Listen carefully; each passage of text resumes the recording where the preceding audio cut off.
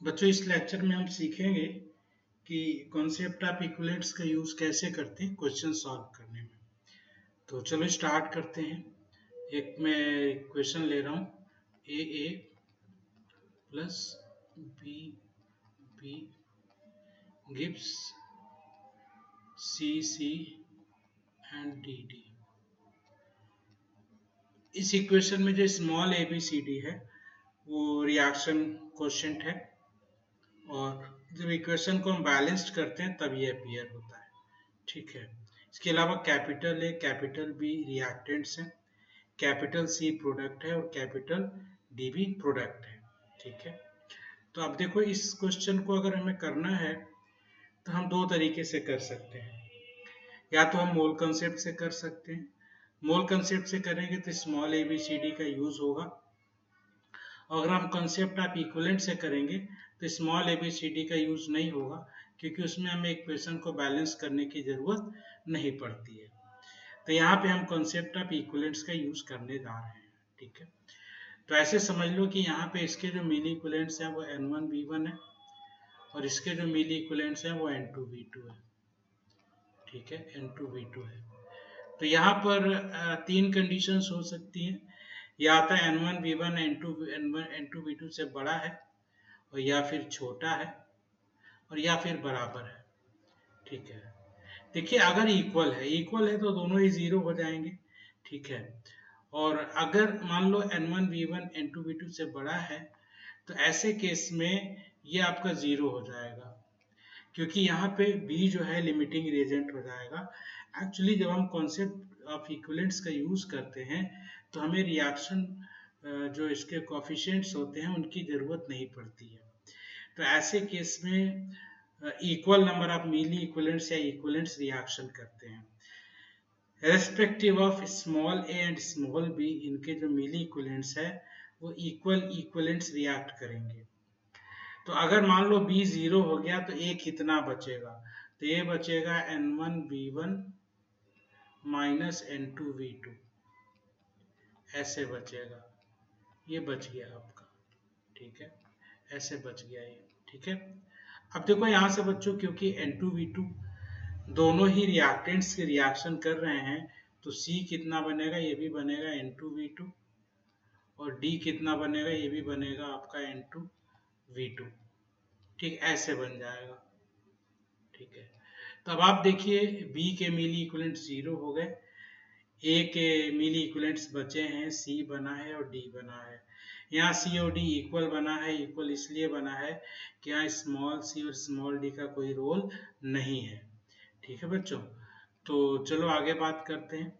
अब देखो यहाँ पे क्या होगा, जब हमने A और B को आपस में मिलाया है तो पहला स्टेप क्या होता है? पहले स्टेप में ए और बी रिएक्शन करेंगे, इनके मिली इक्विवेलेंट्स या तो जीरो हो जाएंगे या कम हो जाएंगे, जैसा कि आपको दिख रहा है।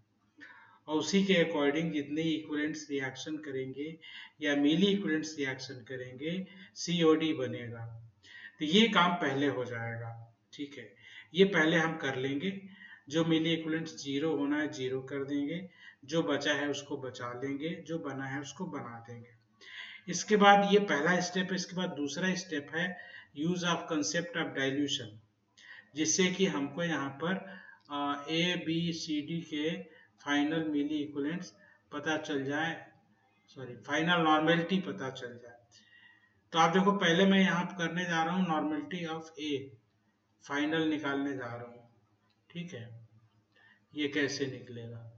तो देखिए, A के लिए हम क्या लगाएंगे? NiBi NFBF, यानी initial milliequivalents and final milliequivalents. ऐसे NiBi कितना है इसका? NiBi है N1V1 माइनस N2V2। ठीक है। NF कितना है वो हमें निकालना है। फाइनल वॉल्यूम कितना है? V1 plus V2। तो यहाँ पे देखो, NF जो हो गया हमारा वो हो गया N1V1 minus N2V2 divided by V1 plus V2, ये हो गया। इसमें कॉन्सेप्ट ऑफ डाइल्यूशन भी लग गया, क्योंकि देखो जब आप इनको मिलाओगे तो इनका वॉल्यूम तो बढ़ेगा ना। भी पहले का वॉल्यूम V था, दूसरे का वॉल्यूम V2 था, V1 V2 है, तो मिलाने के बाद तो वॉल्यूम V1 प्लस V2 हो जाएगा। और इधर मिली इक्विवेलेंट्स भी तो चेंज हो रहे हैं। ए के मिली इक्विवेलेंट्स पहले थे N1 V1, वो घट के कितने हो गए N1V1 माइनस N2V2। भाई मिली इक्विवेलेंट्स भी चेंज हो गए, वॉल्यूम भी चेंज हो गया, तो नॉर्मेलिटी तो चेंज होगा ही। तो उसको फाइनल नॉर्मेलिटी निकालने का ये तरीका है जो हमने आपको बताया है यहाँ पर। ठीक है, तो इसको सीखिए, बहुत ही काम की चीज़ है। इसके बिना केमिस्ट्री नहीं पढ़ पाएंगे आप, इसको बढ़िया है, सीखना जरूरी है।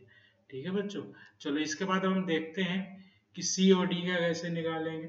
फाइनल नॉर्मेलिटी ऑफ सी और डी, ये बराबर होगा, ये फाइनल है और ये डी का बराबर होगा नॉर्मेलिटी ऑफ डी। ठीक है बच्चों, ये बराबर होगा। यहाँ भी हम लगाएंगे N I B I N F B F. तो N I B I N F B F लगाएंगे हम, तो एन आई बी आई इनका N F B F, N I B I क्या बराबर है भाई N2V2 है ना, देखो N2V2 ही तो बना है, और NF निकालना है हमें। फाइनल वॉल्यूम क्या है V1 प्लस V2। ठीक है, तो यहाँ पे देखिए, यहाँ पे हमको बच्चों हो गया NF निकल आया, वो क्या निकल आया NF, ये आ जाएगा N2V2 upon V1 plus V2। V1 plus V2 ये आ जाएगा। ठीक है, तो ये देखिए, ये हमारे पास फाइनल नॉर्मेलिटी सी और डी की आ गई। ठीक है, तो इस पे चलिए एक क्वेश्चन करके देखते हैं। एग्जांपल नंबर 1 देखिए, if 0.1 normal 100 ml HCl is mixed with 50 ml 0.1 normal QH, so find the final normality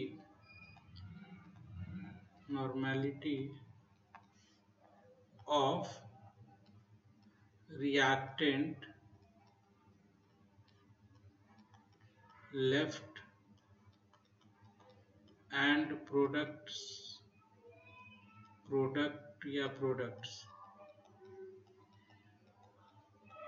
formed।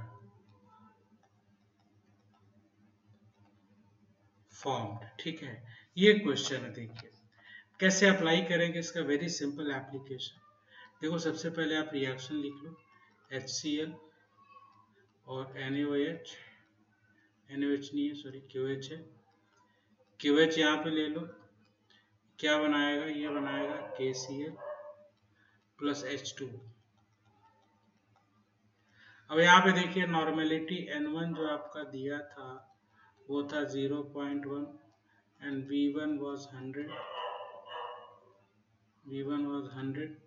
यहाँ पे N2 कितना है भाई, N2 है, ये भी 0.1 है, एंड V2 जो है वो 50 है। ठीक है बच्चा लोग, अब देखो N1V1 कितना हुआ भाई, यहाँ पे N1V1 हुआ 10 हो गया, 100 इंटू 0.1। N2V2 कितना हो गया, ये हो गया आपका 5। ठीक है, तो आप देखो ये केवल 0 है ना भाई, ये 0 हो गया। ठीक है, ये कितना बचेगा 10 माइनस 5, तो ये बचेगा 5 ऐसे। ठीक है, अब यहाँ से देखो कि हम कैसे अप्लाई करेंगे। यहाँ देखिए, अब जैसे अगर हम बात करते हैं यहाँ पे HCl का, HCl की नॉर्मेलिटी का, तो HCl के लिए देखिए क्या लगेगा, NiBi NF ये लगेगा। ठीक है, तो व्हाट इज NiVi? 5 है ना भाई, 5 ही तो बचा है। NF निकालना है। फाइनल वॉल्यूम कितना है? 150 है, 100 प्लस 50 150 हो जाएगा। तो NF हो गया आंसर 5/150। ऐसे हो गया ये, ठीक है। अच्छा, ऐसे अगर हम KCl का निकालेंगे तो KCl के लिए क्या हो जाएगा बच्चों? KCl में देखिए, KCl के केस में क्या होगा यहाँ पे कि KCl में भी आप देखो यही लगाओ, NiVi NFVF ऐसे निकालिए। अच्छा, NiVi यहाँ पे क्या है भाई? वो तो यहाँ पे मैं लिखा नहीं। KCl भी 5 ही बनेगा। यहाँ पे मैं एरो से दिखा रहा हूँ, यहाँ भी 5 बनेगा, जगह थोड़ी नहीं है, तो यहाँ पे 5 होगा ये, क्योंकि 5 में लिक्विडेशन कर रहे हैं। NF है यहाँ पे और इंटू 150 हो जाएगा ऐसे करके। तो NF हो जाएगा आपका 5/150 ऐसे। इसकी भी नॉर्मेलिटी आ गई यहाँ पे। यहाँ देखिए बच्चों, H2O की बात नहीं होगी। H2O की हम यहाँ पे नॉर्मेलिटी नहीं बता सकते फाइनल, क्योंकि देखो एक्चुअली में रूल ये होता है रिएक्शन के नीचे, जैसे H2O की बात करेंगे तो H2O के हम फिर फाइनल नॉर्मेलिटी की बात करेंगे। पर यहाँ पे हो नहीं सकता ना, क्योंकि KOH का जो सोल्यूशन लिया था हमने इनिशियली, उसमें भी वाटर था, और जो HCl लिया उसमें भी वाटर था, उसका तो हमें पता ही नहीं है। ये तो वो वाटर है जो रिएक्शन में जो बनेगा। H2O के भी मिली इक्विवेलेंट्स कितने बनेंगे? 5 बनेंगे। अब 5 बनेंगे तो 5 ही थोड़े ही है, जो HCl में प्रेजेंट था वो भी है, जो KOH में प्रेजेंट था वो भी है। तो उसका तो पता नहीं है, उसको निकालने के लिए फिर में और डेटा चाहिए, है ना। तो यूजुअली ये क्वेश्चन नहीं होता है। हम यूजुअली क्या करेंगे, H2O की बात नहीं करेंगे। अगर डेटा दिया होगा तो हम बात कर सकते हैं, H2O का भी हम निकाल सकते हैं नॉर्मेलिटी मोलारिटी, ठीक है।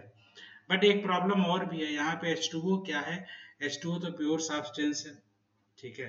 तो ऐसे केस में H2O का नॉर्मेलिटी मोलारिटी अगर कुछ होगा तो भी फिक्स होगा, ठीक है।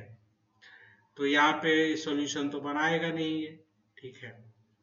या सॉल्यूशन हम बना भी सकते हैं तो H2O को सोल्यूट लेना पड़ेगा, पूरे मिक्सचर को सोल्यूशन लेना पड़ेगा, मतलब बड़ा कॉम्प्लिकेटेड टेढ़ा केस है, उसके लिए डेटा ही अवेलेबल नहीं है हमारे पास।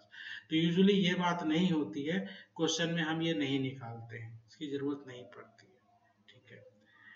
तो बच्चों, ये जो हमने आपको दिखाया कि कॉन्सेप्ट ऑफ इक्विवेलेंट्स का यूज बेसिक लेवल पे कैसे करेंगे, सबसे पहले आपको ये आना चाहिए। इसके बाद यही चीज सभी में लगेगी और फिर क्वेश्चन वगैरह होंगे, ठीक है। तो अब ये मैंने आपको करके दिखाया, इसकी कई बार प्रैक्टिस करिए। अब हम लोग कुछ और सेक्शन इसके बाद करेंगे एडवांस लेवल पे, वो अगले लेक्चर में होगा। तब तक यहाँ तक बढ़िया आपको आना चाहिए, ठीक है। तो ये लेक्चर बच्चों यहीं तक है, ठीक है आपका। और फिर आगे बताएंगे अगले लेक्चर में आपको क्या हो सकता है, ठीक है। ठीक।